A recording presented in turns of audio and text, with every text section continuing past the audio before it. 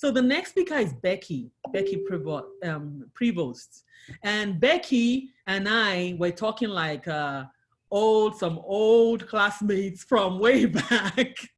Like I said, I connected with these speakers so well. You even saw her child come on. It's a reality TV show. Just bear with us. You know, we have things going on. And this is just it. Everybody takes people for their imperfections because nobody is perfect. And the students and the kids that are listening, you have to know that your parents are not perfect. They are not perfect. We're all just trying. We're all just getting better. And who said it? One of the speakers said it. Jeff, I think we have to keep learning. We have to keep learning. Even if you are 80 years old, you're still learning. And you learn directly or indirectly. There's some things that help you learn, but you also have to always not just learn, there comes a time when you have to give back. There comes a time when you have to start doing and acting on what you learn. And that's what we're all about here in Stella Chicago Center and with this group. So I'm gonna give the stage to Becky. And I hope you're really lighting up the room. One more thing, because we have so many clubs, you wanna be part of the Family Art Challenge and you wanna be part of this group and you wanna tell people about it because our clubs include a music club. You never know, you might be that next talent that Jonathan is gonna discover. You never know. You might be on that stage that Jonathan is going to help you because it's part of it. You might be the next person in the NBA, WNBA, because Coach Serge is like, oh, recruiting you all the way. You know, you never know where you're going. So it's good for you to join. It goes to charity as well. Like I said, we're supporting the orphanage. For those that did not hear and joined late, we're supporting orphanages and we're supporting youth mentoring and connecting families. And that's what we're all about. It's 3 things. All right. So Becky, welcome. She's also a coach. She coached lacrosse and she's also a teacher. So I know she has a lot to give. Welcome, Becky. Thank you. So first of all, I'm going to have you all look at me for a quick second. And I'm not sure how many of you have actually read my little bio, my little blurb about me, but I want you to, for about 2 seconds, look at me. And if you've read that bio, just think about what you think about me just by looking at me. Does that make sense?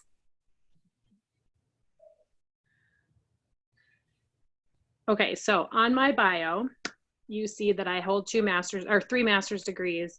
I taught for 15 years in the city of Boston middle school and 1 year of high school. You see that I'm an accomplished dancer. But when you look at me, you don't see that I was always the quiet person, despite dancing my entire life, being in select choir, being in all the performances, and always wanting to be a teacher. You also don't see that I attended inner city schools for my entire life, from literally first grade through all the way through my senior year of high school. And I went to school with, when I say everyone, I went to school with everyone. My classrooms were rainbows. And I can still remember being in 9th grade, the first year that I was in a high school choir, coming home from our first choir performance and my mom saying to me, I was so taken aback by watching the choir because our choir had roughly 400 people in it.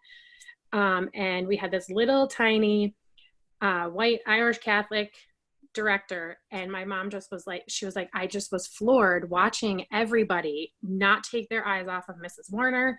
And like, she just had all of you and you all worked together. And it was just amazing to see. And I didn't think anything of it because that was my life, my whole entire life, right? Like I didn't know anything different. So fast forward to senior year of high school. And I had an English teacher, and I'm saying this as a teacher. Yes, we know that there are some bad teachers, unfortunately. Well, I happened to get one my senior year of high school.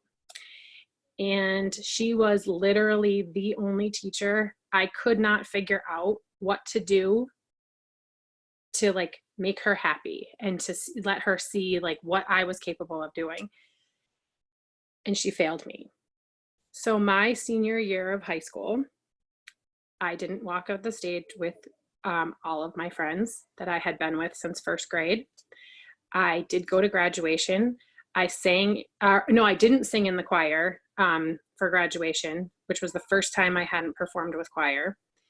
And I had to make a decision about, do I go to summer school, or do I just kind of throw it away and let this one teacher ruin me at 17 years old? Because I'm a December baby, so I'm young also. So I decided to go to summer school. Thank God I had an amazing summer school teacher, and Mr. Ziskin, and he said to me, he's like, listen, I know what you were just put through for the whole entire year. You come to school every single day, you do what you need to do, and you're going to be fine. So I did. I graduated in that August, and I ended up at this little tiny college in the middle of New Hampshire because that was my only place that accepted me. Coming from the inner city, lots of people, everybody was there. And then I went to this little tiny school in the middle of New Hampshire. And I was telling Toyin, like, we really, truly only had one stoplight. And I would call my mom and I'd be like, oh goodness, I don't know what to do, because like everybody looks like me. Everybody comes from a 2-parent family. Everybody like pretty much was mostly Catholic, the same way that we were. And I was like, I don't know how to like be in this environment. There is also a benefit of being there, because I was also the type of kid that like, I could not have just gone to a big, huge college. I needed to be connected to my professors and things like that. So, ironically enough, my freshman year of college, I took, freshman writing. And keep in mind, I just failed senior year of high school English. Freshman year of writing, first semester, my professor says to everybody in my class, if you need any help with your writing, just go find Becky and she'll help you. Okay. So, so I did graduate, double majored there. And I knew from being there that I needed to teach in the inner city. I was not going to be a suburban teacher. I couldn't, that just wasn't going to be me. I come from 2 parents that are completely opposite parents. So my dad grew up in the Midwest in Kansas City, Missouri. His dad was a pilot for TWA. So they literally flew everywhere. Like long weekends, they would go to Ireland. They've been to my dad's been to Africa. He's been all over the place. My mom is from a very working class family from the South Shore of Boston. And her mom and dad didn't go to college. They didn't understand college. My mom was the only person to go to college in her family. And my grandmother wouldn't sign the financial aid paperwork because she was like, nobody needs to know what we make for work, like what our income is. And my mom was like, no, I need that for school. So, so just 2 completely different, family backgrounds that we come from. And my dad was a conscientious objector when he was drafted for Vietnam. My mom was out working very diligently in terms of civil rights movement. My dad was as well. But those are all things, like if you just look at me, you wouldn't know that about me, right? We've also dealt with drug abuse in my family. My mom's sister was a drug addict, prescription drug addict, and my parents had to take my cousins and raise them. And then one of my cousins was a teen mom. At 16 years old, she got pregnant with a boy that she didn't even know his last name. And then, so my parents had to help with that. My brother and I had to help with that. It's a whole bit, the whole big thing. So my point is that when I was teaching middle school in the city of Boston, there was a lot of kids in like, I was quote unquote in like the worst middle school in the city of Boston. And there was a lot of kids that did not have money for sneakers, because, sneakers are a big thing for our kids. And so that became something to pick on people for. Well, you don't have Jordans. You don't have the brand new Jordans. You're just wearing like the Kmart brand or the Payless brand or the whatever brand. And then we became, if somebody got mad at somebody, well, I'm going to talk about your mom. I'm going to talk about your family. So those were the 2 things in my classroom that I immediately, every single year, We don't talk about sneakers. We don't talk about people's families, because you have no idea what's going on in anybody else's family. And, you know, and you don't want to like even jokingly make a joke about somebody that you don't know that what's really going on in their family. So, and even that family that you think is perfect, that's not perfect. Everybody's got like skeletons in the closet. Everybody's got stuff going on. I mean, we all get to a, you know, every day we have our like a figurative backpack on that we like our whole story behind us, right? And we can't let it stop us, but we also, it's part of us. Like, I mean, me not graduating from high school, I'm 41 years old. I graduated from college in 2000, and I can still see myself walking in and seeing Mr. Ziska in that summer school class and having him be like, I got you. We got this, you know? And so my message is, you know, you're 17, 18, 19 years old. You might be younger also. That's totally fine. You have your whole life ahead of you. And imagine if I had just let that one teacher stop me from going forward. I never would have become a teacher. I never would have gained my master's degrees from, you know, prestigious colleges in the Northeast. I never would have been able to be a coach because I wouldn't have gotten to that level.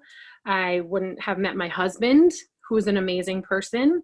I wouldn't have, you know, moved from the Northeast to the Midwest. I wouldn't have met Toyin. Like, there's just so many things that wouldn't have happened had I just given up at 17 years old. So just keep that in mind, and just remember, you know, it's one of those things where if you really knew me, we might put this face on that, you know, everything's well and good. But if you really knew people, you would all know that every single person that you come in contact with is struggling with something. And even that person that you think has everything set together and has the best family and has everything perfect going on in their life, nobody has that. And it's up to us to just keep going forward and take all of those things that come at us and, you know, put them in our backpack, keep them with us, and just keep moving forward and use those to connect with other people and let everybody else know, you know, I got you. We're here. We're in this together. So that's all I got for right now. Oh, and also, I would also tell you that I am not a public speaker. Just so you know, this is really, truly the only time aside from teaching that I have done anything like this.